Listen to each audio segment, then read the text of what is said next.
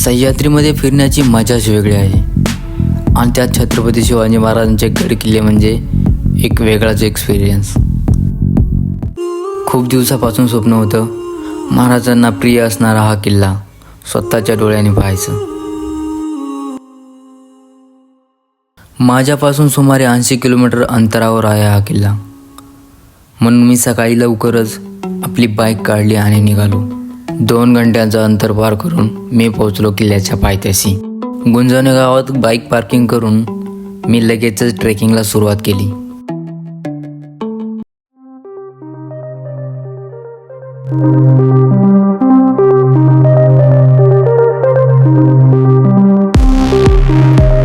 राजगडावरती प्रसिद्ध असलेलं हे निळं इथून थोडं थोडं दिसत होतं.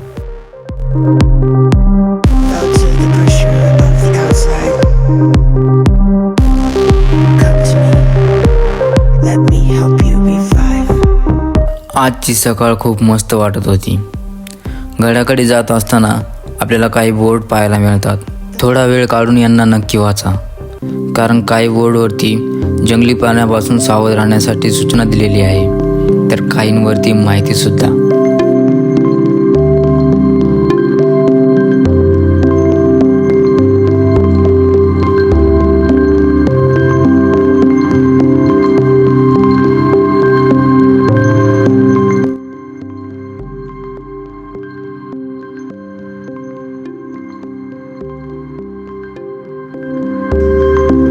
किती वाजता गेलतात? काय गेलेलं का गेले? कॅम्पिंग करायला. राजगड किल्ला फक्त दगडांचा नाही, हा आहे स्वराज्याची पहिली राजधानी. हा आहे छत्रपती शिवाजी महाराजांचा स्वप्नांचा किल्ला. जसं जसं गडाच्या जवळ जाऊ तसं तसं खूप भारी वाटायला लागलं होतं.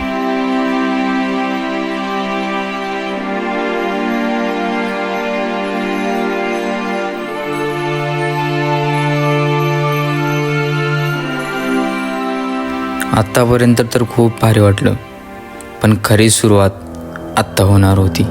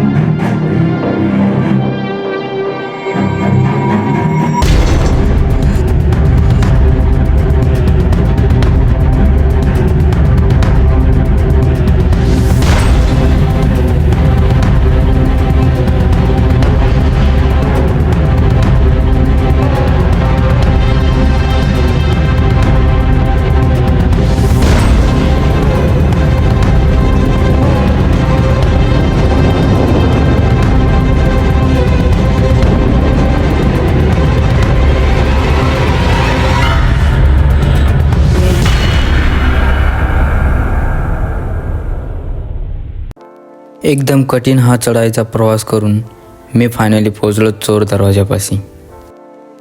किल्ला चढायला जेवढा अवघड आहे तेवढाच उतरायलाही अवघड आहे.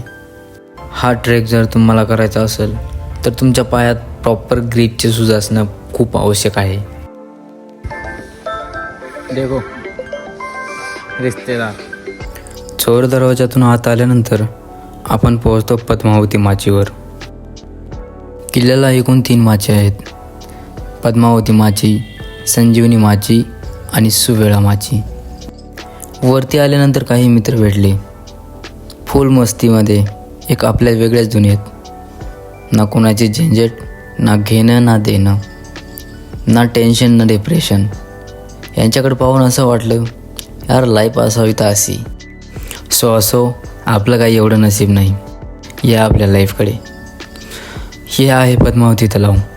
किल्ल्यावरील पाण्याचा मुख्य स्रोत असणारे हे तलाव किल्ल्यावरील सर्वात मोठं तलाव आहे.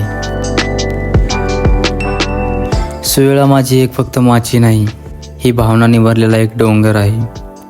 छत्रपती शिवाजी महाराजांची पहिली पत्नी आणि छत्रपती संभाजी महाराजांची आई सईबाईंची समाधी देखील याच माचीवर आहे. आणि इथेच पद्मावती देवीचं मंदिर देखील पाहायला मिळतं.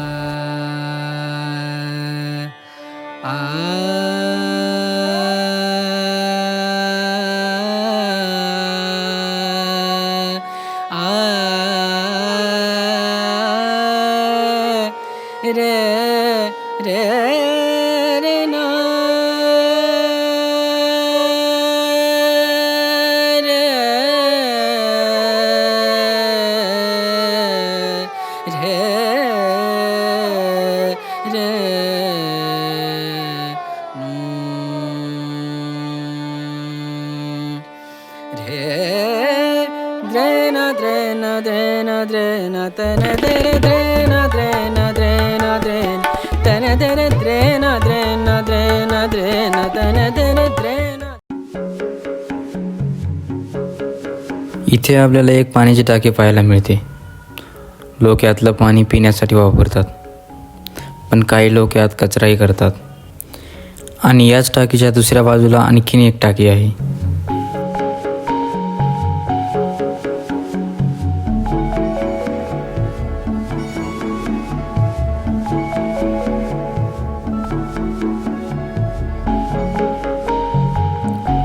पद्मावती माचीवर आपल्याला आणखीन एक मंदिर पाहायला मिळतं. शांततेचा आणि श्रद्धेचा अनुभव देणारे हे मंदिर रामेश्वर मंदिर. हे मंदिर भगवान शंकरांना समर्पित आहे. हेमाडपंथी शैलीत बांधलेले हे मंदिर आजही आपली प्राचीन ओळख जपून जसेच्या तसं उभं आहे. छत्रपती शिवाजी महाराजांच्या काळात जेव्हा राजगड ही स्वराज्याची राजधानी होती, तेव्हा मावळे, सैनिक आणि प्रवासी याच मंदिरात दर्शन घेऊन आपला प्रवास सुरू करत असत.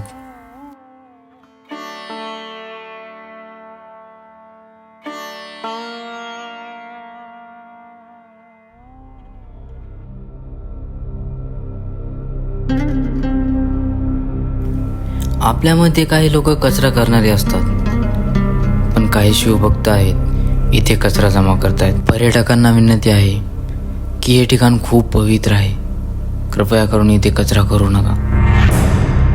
हा आहे दारूखाना. तो इथे साठवून ठेवला जायचा. याला अंबरखाना असेही म्हणतात. राजगडाचे प्राचीन नाव मुरुंबदेव असे होते. इसवी सन 1646 साली छत्रपती शिवाजी महाराजांनी मुरुंबदेव किल्ला जिंकला आणि त्याचे नाव राजगड ठेवले. हा किल्ला तब्बल 26 वर्षे स्वराज्याची राजधानी होता. स्वराज्याची राजकीय व लष्करी धोरणे इथूनच ठरवली जात. अनेक मोहिमांचे नियोजनही इथेच झाले आणि स्वराज्य कारभार सुरळीत चालवला गेला. इथे पोहोचायचं आहे आपल्याला. समोर दिसतो आहे तो आहे बाले किल्ला. काही लोक बोलतात की बाले किल्ल्यावर जाण्याचा मार्ग खूप कठीण आहे. मी म्हटलं आपण स्वतः अनुभव घेऊ.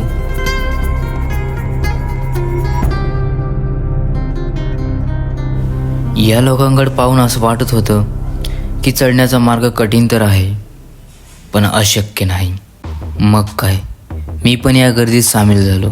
इथे गर्दी होण्याचं कारण एकच, आज रविवार आहे.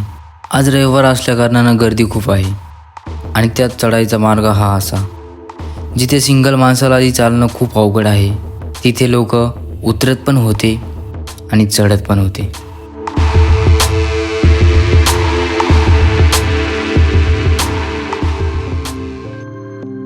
हा आहे बाले किल्ल्याचा दरवाजा. या बाले किल्ल्याला पूर्वी नागनासिका असं नाव होतं. सापासारखी वळणं होणारी ही रचना शत्रूसाठी मृत्यूचा मार्ग होती.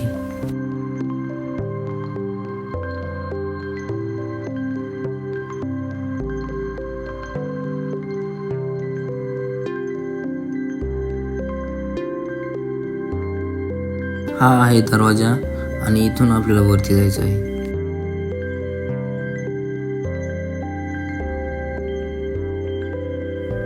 चंद्रकोर तळं. चंद्रासारखा आकार असणारं हे तळं बाल्या किल्ल्यावरील पाण्याचा मुख्य स्रोत होतं. आता मी 4514 फूट उंचीवर आहे आणि एवढ्या उंचीवर असल्यामुळे इथे हवा खूप थंड होती.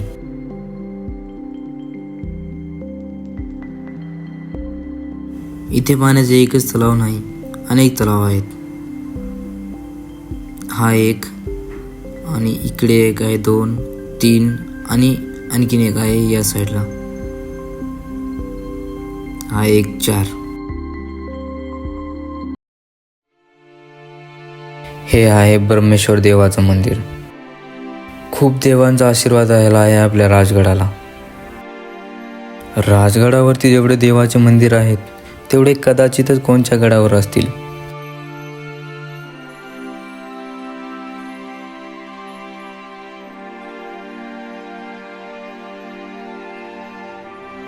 ही आहे शिवकालीन बाजारपेठ. राजगडाच्या बालेकिल्ल्यावर असणारी ही बाजारपेठ. इथे सैनिक आणि लोकांच्या रोजच्या गरजेच्या वस्तू विकल्या जात असत. यावरून समजतं की राजगड फक्त किल्ला नव्हता, तर स्वराज्याची पूर्ण विकसित राजधानी होती. छत्रपती शिवाजी महाराज की छत्रपती संभाजी महाराज की जय महादेव महादेव. इथे घोषणा देऊन माझ्या शरीरामध्ये पुन्हा एक नवीनच ऊर्जा निर्माण झाली. आता आम्ही बालेकिल्ल्यावरून परत खाली उतरणार होतो. उतरतानाही तेवढीच गर्दी आणि तेवढाच अवघड रस्ता.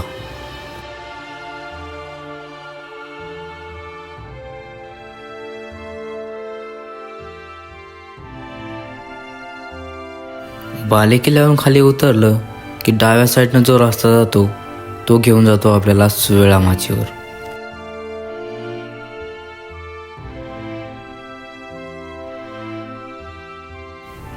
ही आहे राजगडाची सुवेळा माची. लांब पसरलेली माची युद्धाच्या दृष्टीने खूप महत्त्वाची होती. इथे खडकातील नैसर्गिक नेड आणि चिलकती बुरुज हे पर्यटकांचं खास आकर्षण आहे. सह्याद्रीचा हा नजारा पाहिला की राजगडाची भव्यता खरी जाणवते. मस्त होतं बरं का.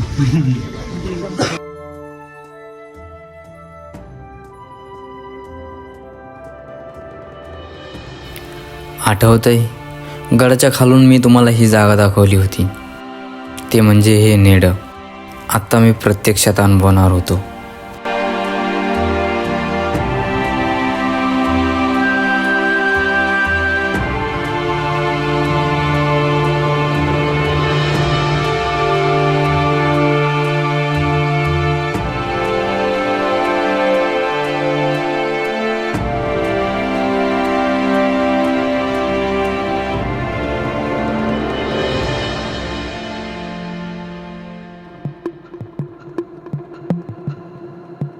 इथे एक गुपित चोर दरवाजा आहे.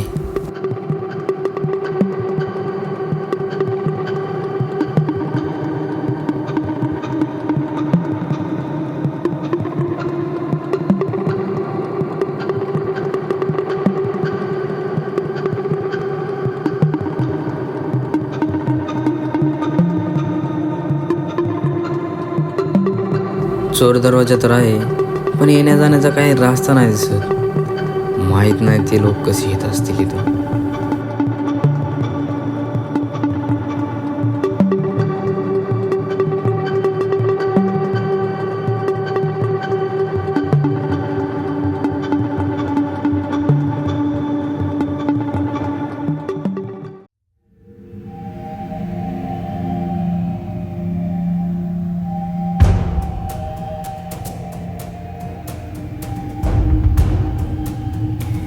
ही आहे सुवेळा माचीची दुहेरी तटबंदी. दुहेरी यासाठी शत्रू जरी एक तटबंदी तोडून आतमध्ये आले तर या दुहेरी तटबंदीमध्ये अडकतील आणि आपल्याला हल्ला करायला सोपा जाईल.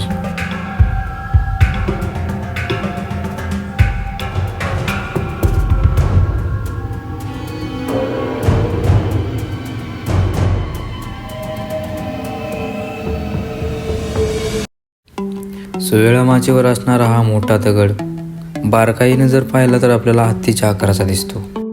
सुवेळा माची पाहून झाल्यानंतर आपण जाणार आहोत संजीवनी माचीकडे. सुवेळा माची लांब पसरलेली आणि दुहेरी तटबंदीची माची. राजगडाच्या संरक्षणाचे सर्वात मजबूत भाग म्हणजे सुवेळा माची. शिवकालीन युद्धनीती आणि बांधकाम कौशल्याचं हे उत्तम उदाहरण आहे.